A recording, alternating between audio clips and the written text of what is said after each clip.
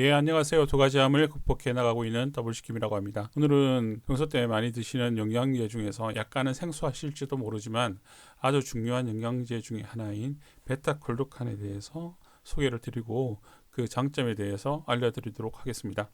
예, 두 가지 암을 극복한 경험으로 들려드리는 건강과 행복 스토리 시작하도록 하겠습니다.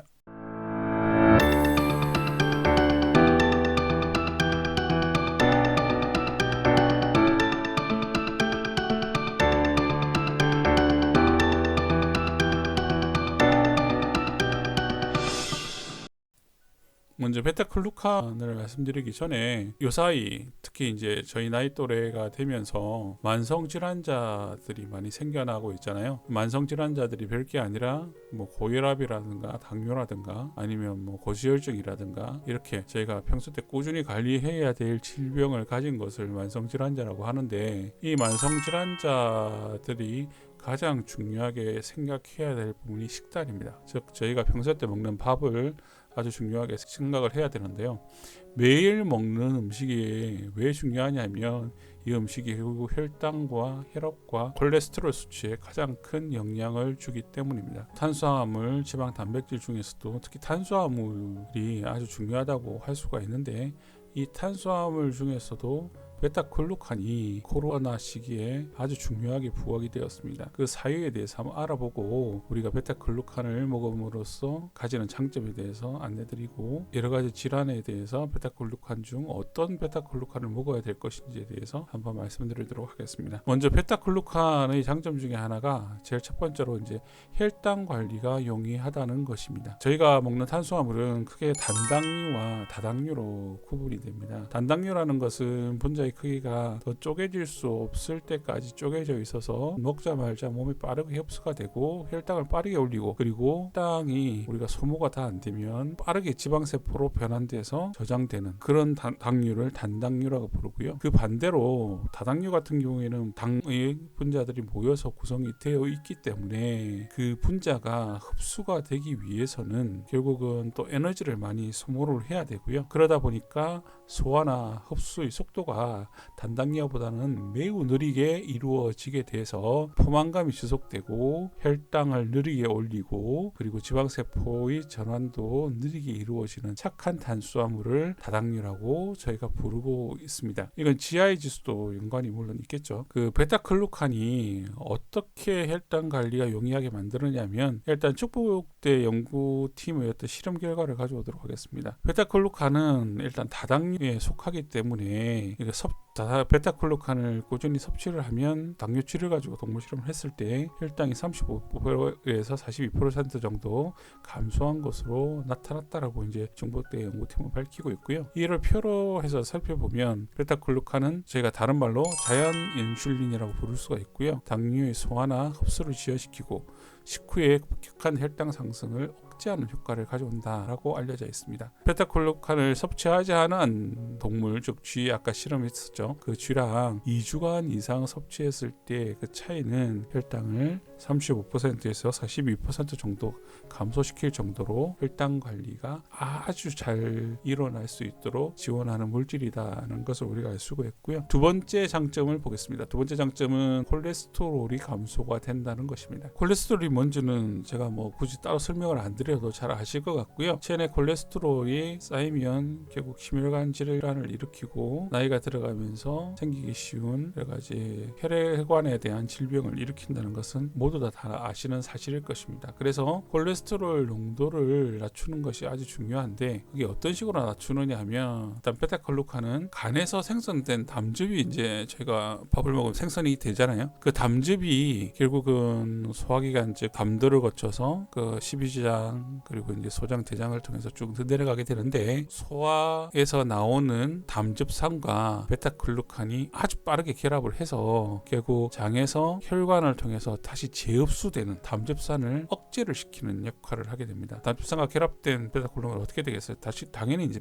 대변으로 배출이 되는 게 되고, 따라서 담즙산이 혈관으로 다시 들어오는 것이 작아지고 혈관에 흐르는 콜레스테롤 자체는 많이 낮추고 특히 LDL 콜레스테롤을 많이 낮추는 효과를 가진다라고 되어 있습니다. LDL 콜레스테롤에 대해서 한번 살펴볼까요? LDL 콜레스테롤은 나쁜 콜레스테롤이라고 저희가 알고 있죠. LDL 콜레스테롤 수치, 중성지방 수치를 피 수치에서 보는데요. 그 LDL 콜레스테롤 수치가 높으면은 총 콜레스테롤 수치가 높지 않더라도 콜레스테롤 약을 먹어서 낮춰야 되는 아주 위험한 인자 중에 하나가 되겠습니다. 이 LDL 콜레스테롤에 대해서는 제가 저번에 한번 동영상을 만든 것이 있는데 이것에 대한 연계를 위에 띄워드릴 테니까 동영상을 한번 보시면 더욱 이해가 가실 것이라고 생각을 하고 있습니다. FDA에서는 베타글루칸을 하루에 3g 이상 섭취를 하면 심혈관계에 도움이 될 수 있다라고 이야기를 하고 있습니다. 표로 한번 볼까요? 표에서 보면 결국 콜레스테롤을 순환하도록 관리를 하는 역할을 베타글루칸이 하고 있고, 담즙산이 다시 혈관으로 재흡수되는 것을 방지를 하고, 그 방지를 함으로써 담즙산은 자연스럽게 배설이 되죠. 그리고 나면 결국 혈중의 콜레스테롤이 낮아져서 콜레스테롤 수치를 아주 좋게 만드는 순환적 관리가 가능한 보조제라고 할 수 있겠습니다. LDL 콜레스테롤 수치는 먼저 아까 3g씩 섭취한다는 걸 말씀드렸잖아요. 그래서 4주 동안 먹으면 12.2% 정도, 그리고 8주 동안 먹으면 15.1% 정도 감소한다고 실험상에서는 나타났고요. 이게 어느 정도 수치냐면 저희가 이제 콜레스테롤 약을 먹으면 보통 이제 한 20%에서 30% 이 정도 감소를 하게 됩니다. 제 콜레스테롤 수치가 저희가 약을 먹으면 팍 낮아질 것 같지만 실제 그렇게 낮아지지 않고 저희가 가지고 있는 콜레스테롤에서 20에서 30% 낮추는데 8주간 섭취를 하면 그와 거의 비슷한 효과를 가지고 있을 수 있다는 것을 나타내고 있고요. 콜레스테롤 약의 어떤 부작용은 그 근육융해증, 즉 근육을 무기력하게 만들고 더 나아가서 근육유견을 일으키는 질병을 가져오는 부작용이 있을 수가 있는데, 부작용이 좀 두렵다면 베타글루칸을 꾸준히 드시면 LDL 콜레스테롤 수치가 낮아지게 관리할 수 있을 것이라고 생각이 됩니다. 그럼 세 번째 장점을 살펴볼까요? 세 번째 장점이 가장 중요하다고 할 수가 있는데요. 일단 면역력을 증가시킨다 또는 조절한다는 내용입니다. 면역력을 우리가 높다 낮다,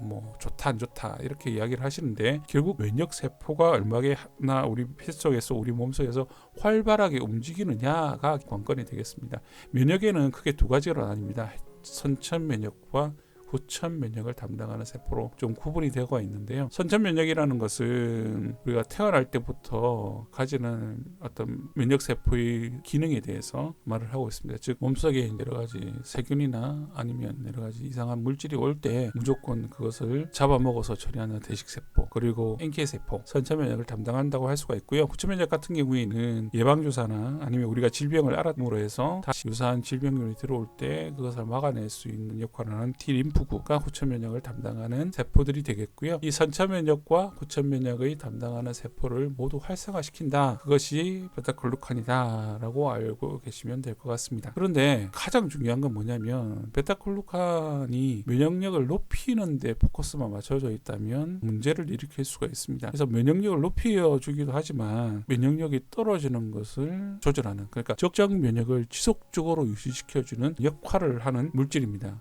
이게 왜 중요하냐면, 면역력을 계속 높이는 물질을 계속 먹게 되면, 저도 암에 걸려봤기 때문에 그런 물질이나 그런 보조제나 그런 주사를 많이 맞았거든요. 그런데 이게 한 1년 반, 2년쯤 되니까 이게 오히려 면역력의 수치는 너무 높아서 저한테 이제 반대급부적으로 공격을 하는 류마티스 증상이 이제 관절에 나타났었습니다. 그때 이제 베타글루칸이나 이런 약품도 제가 보조제도 많이 먹었고, 또 이제 급한 상황이기 때문에 소염증 동제나 여러 가지 약을 먹어서 그걸 낮추어서 지금은 소염증 동제 세레브릭스 한 100mg 하루에 하나 정도 먹으면 유지 관리하는 쪽으로 이제 지금은 많이 내려왔는데요. 어쨌든 면역력을 높인다고 해서 무조건 그런 약이나 그런 주사를 많이 맞는 것은 당장 불을 끄는 데는 좋을 수가 있지만, 이게 어떤 장기적으로는 건강에 있어서 치명적인 결과를 가져올 수 있다라는 것을 말씀드리겠습니다. 표로 한번 보면, 즉 면역을 활성화시키고 면역을 조절해서 질병을 예방하는 역할을 베타글루칸은 하고 있습니다. 면역 시스템을 일단은 아까 말씀드린 여러 가지 T세포, 대직세포, NK세포를 활성화시키고요. 바이러스로 퇴치시키고 유해물질을 제거시키며 염증을 관리함으로써 암 등의 질병을 예방하는 그런 역할을 하게 되겠습니다. 제가 꼭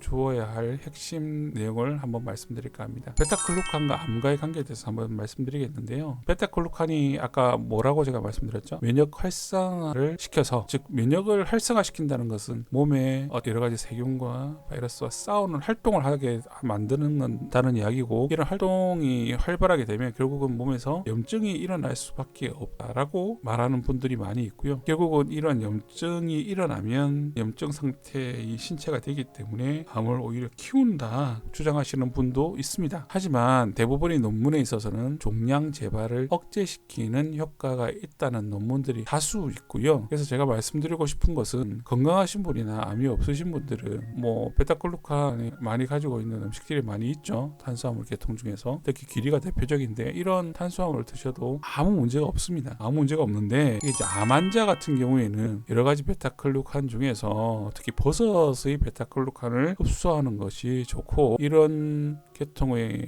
버섯은 표고나 차가나 꽃송이나 느타리 버섯이 좋다 라고 말씀드릴 수 있겠습니다. 그래서 보조제를 보시면 면역을 증가시키는 보조제 같은 경우에 안 그런 경우도 있는데, 대부분의 보조제는 베타글루칸이 많이 포함되어 있는 버섯의 믹스 형태로 되어 있는 보조제가 많이 있습니다. 이문, 즉 면역 관리에 좋은 영양제로 공급되고 있음을 확인할 수 있습니다. 다시 한번 말씀드리지만, 특히 암 경력을 가지신 분들은 버섯 계통의 베타글루칸을 반드시 드시는 것이 좋다. 오늘은 베타글루칸에 대해서 살펴봤는데요. 자연 인슐린이라는 별명을 가질 정도로 혈당 관리를 잘 해주고, 그리고 LDL 콜레스테롤을 충분히 떨어뜨리는 역할을 하며, 그리고 면역 밸런스를 맞추는, 특히 암 환자에 있어서는 버섯을 통한 베타글루칸 흡수가 암의 재발을 방지하는 데 큰 효과를 발휘하는 물질임을 한번 확인해서 살펴보았습니다. 오늘은 여기까지 하겠습니다. 감사합니다.